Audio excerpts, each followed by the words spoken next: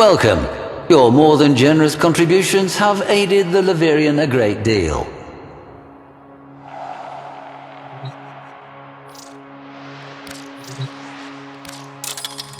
Well, anything helps. Ivara, the Huntress. This tale comes to us from the secret history of the Orokin court by the historian Porvis. Have you perhaps heard tell of the Myrmidon? No matter. A preternatural beast figure straight out of myth he was. One whose prey had no equal. Warframes were what this villain hunted. It is said a number of frames had been erased from history by this monster. Models who no longer exist on any record. Those who are not remembered. It hardly seemed possible that a single person could stand against a Warframe, let alone destroy it, let alone several. Perhaps Porvis enjoyed the telling a little too much, or perhaps there is something to it. Ivara encountered the Myrmidon quite early in her history. Quite early indeed.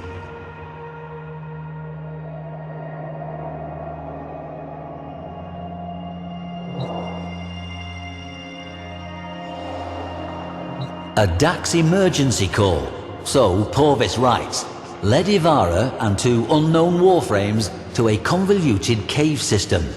They found it littered with the bodies of murdered Dax and resplendent with bioluminescent fungi. I imagine the chitinous folds of her Salic Cyandana would have made for excellent camouflage within that malevolent, supernal glow. The secret history tells us that the Myrmidon appeared boldly before the three in a wide chamber connected by many tunnels. Clad in red and gold armor, it gestured to the first Warframe with what Porvis describes as a strange clutching motion, as if seizing a falling apple. But it was no greeting, as we shall see. The powers of that first Warframe, the recipient of that gesture, promptly failed. The Myrmidon took advantage of the confusion to leap upon the hapless frame and press a palm to the warrior's head.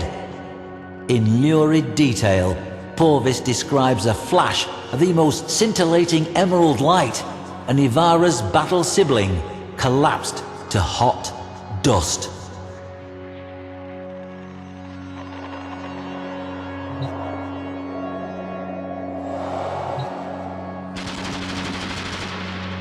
Porvis tells us he compiled much of this tale from overheard exchanges between members of the Seven and details that remain consistent in courtly whispers. He tells us the second frame suffered the same fate as the first. Reacting, Ivara whirled and promptly vanished.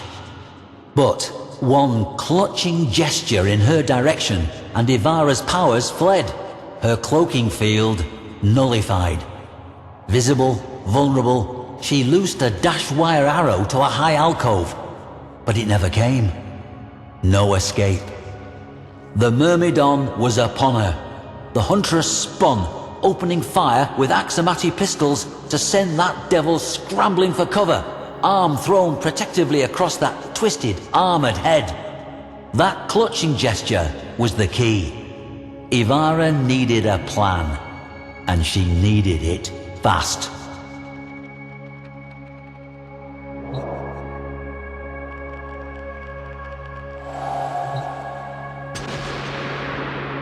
Ivara ran at a wall and up it, hanging there, waiting, as the Myrmidon flipped into the room, blasting the spot where he'd expected her to be. Frustrated, he again made that same elaborate gesture, trying his luck, and she saw it.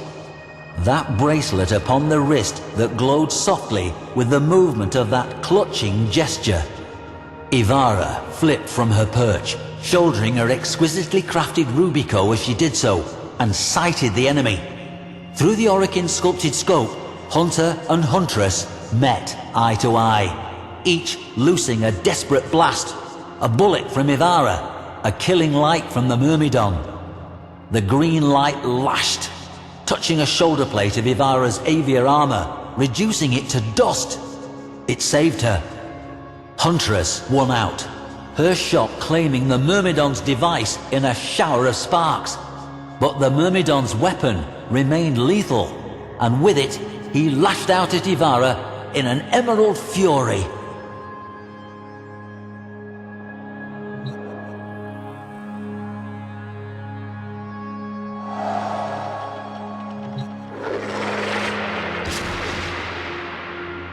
Ivara hit the ground and sprang into a surrounding tunnel.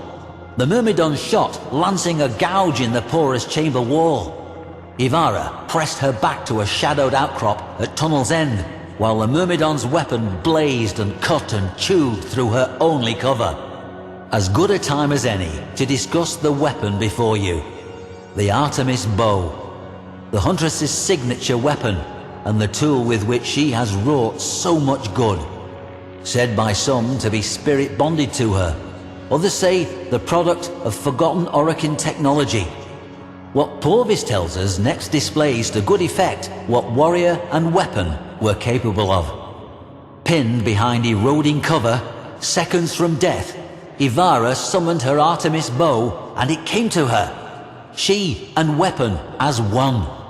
Without rising, she pulled back, aimed high, she and arrow as one, and loosed.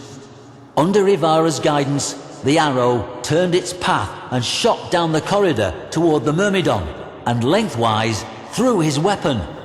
Around Ivara, the walls flashed green for a microsecond as the Myrmidon's weapon erupted. And then, silence.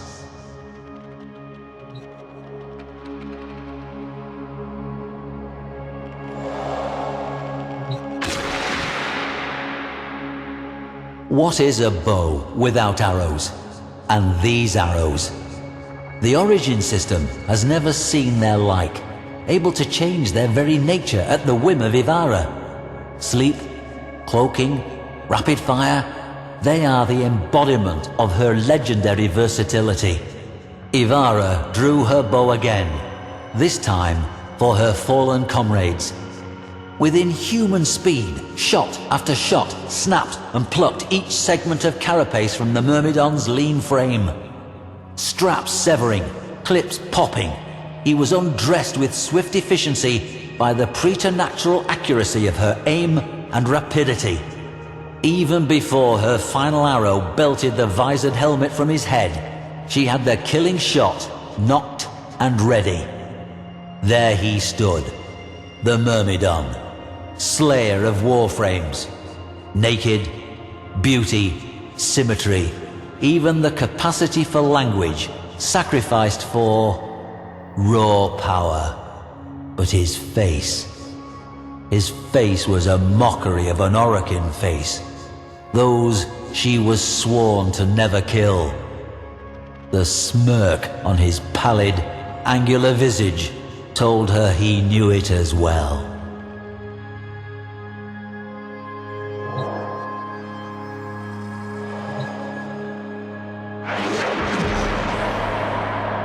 The grand doors of the Chamber of the Seven flew open. Across that reverberating expanse of polished darkness strode Ivara, dragging her prize. Before the assembled council, she dropped him, and with it the Myrmidon's battered helmet. Here he would meet justice at the hands of his own people. Here her fallen friends would be avenged. She beheld the Seven, awaiting their judgment. The Myrmidon got to his feet, cleaning dust from one shoulder with a contemptuous flick. One of the Seven leaned forward, removing a curious thing from their slender head, a lattice of delicate silver, placing it on the elevated, chest-high curve of obsidian that separated her from them. Instantly, the Myrmidon collapsed, lifeless, to the floor. Ivara did not understand. Why? Why? A stately voice intoned her name. There stood Executor Ballas.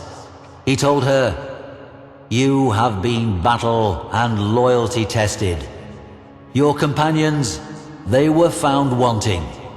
They failed to adapt, failed to overcome, and so they are no more. But you, Ivara, you shall live. You shall be remembered. Her battle comrades, as we know, were not.